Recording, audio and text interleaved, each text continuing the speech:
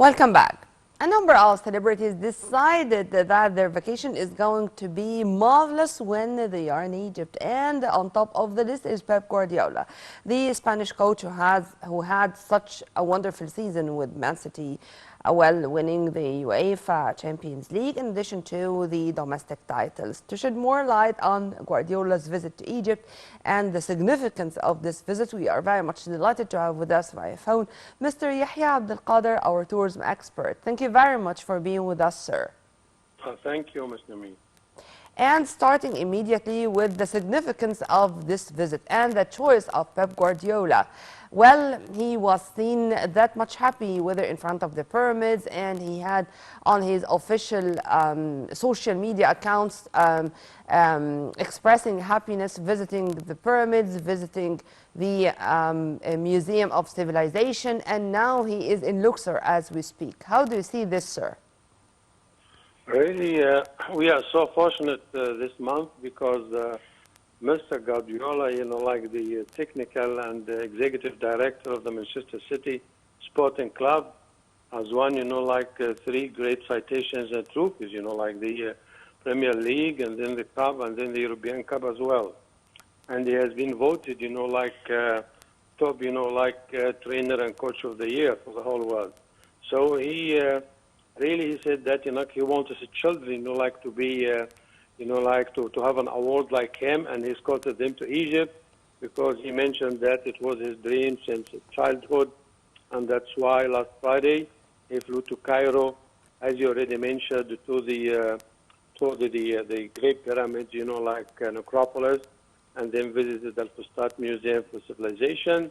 Then want to, like to complete the very exciting part of his tours. He landed in Luxor, where he toured the Karnak Temple, and the Ministry of Tourism and Antiquities, they invited him for dinner at the Grand, like Temple of Luxor as well. He had so also pictures even with the gods of one of the museums, with the simple Egyptians. It seemed that it's more of a passion, more than such a traditional way of spending a vacation. That's true, because he's still, he's taking a Nile cruise up the Nile, and, like a sophisticated one, where he will be, like, touring all the antiquities and the great Egyptian heritage and civilization in Isna, Edfu, Komombo, and then reaching Aswan, and then completing, like his tour up, like to the Ramesses, and Abu Simbel temples and the Nefertari temples as well.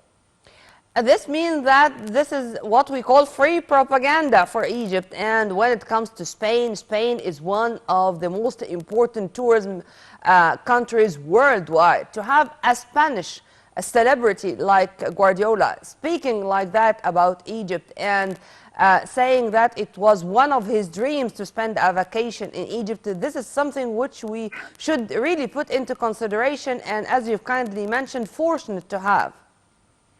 Yes, definitely you are so fortunate, as already mentioned, because earlier this month we had Mrs. Biden visiting Egypt, and then Tom Hanks was having dinner in Zamalek, and then Mohammed Salah, who celebrated his birthday a week ago on the Mediterranean beaches, and the Red Sea as well. So this is all complementary promotion, advertising, publicity, and marketing for Egyptian antiquities. It's a destination and attraction, and it's so natural and so comfortable. And this is gathers, like world media on a global scale, and attracts more visitors when they see, like these celebrities are, like coming to tour Egypt on their own schedules and expenses and comfort as well. Amen to that, sir. Also, Indian Prime Minister Narendra Modi started his visit to Egypt yesterday, and among the important issues or important files, to be accurate, which is going to be discussed during his visit is boosting cooperation in the field of tourism. With India, this is relatively a new market. How do you see the potentials we have? Well, Egypt and India, like they have so traditional and so uniting history a long time ago, and that's why, like Egypt Air start, connecting Delhi with Egypt with a new airline network, and ties with the two countries are so united and traditional, and we have the history, we have the food, we have the music, and we have the political relations is during the times of Nehru and President Nasser.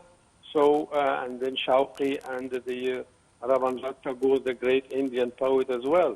And then we have more investments in Egypt, generated by Indian businessmen. So definitely there's going to be more influx of international tours from India to Egypt, especially, they have part of the Catholic group in their islands. They like to come to tour, Egypt for the Holy Family itinerary. And there are, even Muslim groups as well that they have shrines and mausoleums in Egypt. So really we have a great mix, trade, investment, poetry, literature, and tradition between both nations. Yeah. Well, one final question, sir, regarding the coming vacation of Al-Eid. And I think this is going also to be one of the good opportunities for even us as Egyptians with the domestic tourism. And it's really very important. It's not even less important than other types of tourism, if you agree with me on that. Well, definitely, both on the local, regional, and international level, the Ministry of Tourism, is upgrading its facilities in Ismailia, Bursaid, Ras Al Bar, Alexandria and Marsa Matruh, and then we have the Red Sea resorts, Al Alamein. So we have the sophisticated one that will be receiving charter flights from Italy, from Spain, from Europe, from Germany, and from the Gulf as well.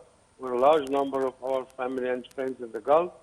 They like to come, and the Ministry of Culture as well is opening its performances and concerts at the Cairo Opera, the theaters, the museums, the movies. So inshallah we'll be having a good season this Eid and Eid Mubarak. Inshallah. Well, happy Eid, sir, to you. And we wish that the coming few days are going to be filled with happiness and joy for all of us. Thank you very much, thank you so much. Mr. Yehya Abdul Qader, our tourism counselor and expert. You are always an added value to our programs. Have a very good day.